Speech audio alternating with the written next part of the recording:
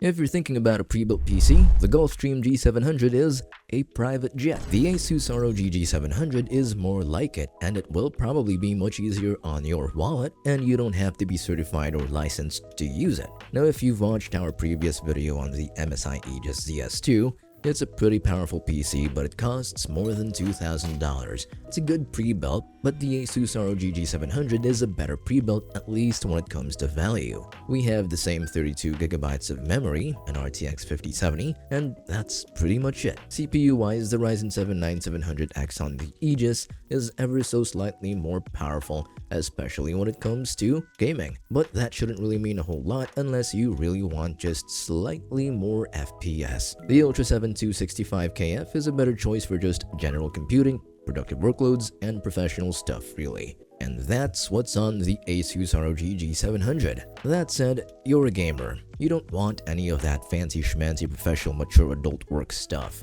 Yuck. Work? What?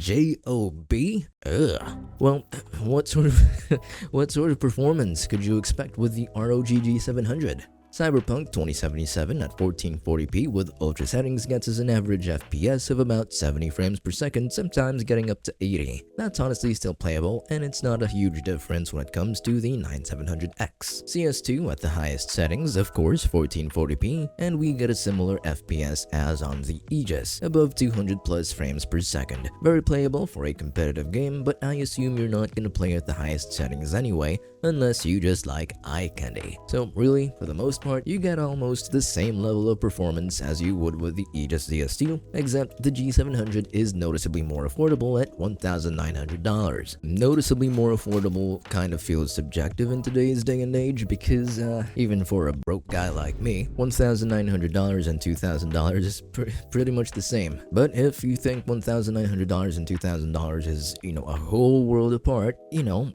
really sacrifice a whole lot of gaming with the $1,900 pre-built PC, which is the ROG G700.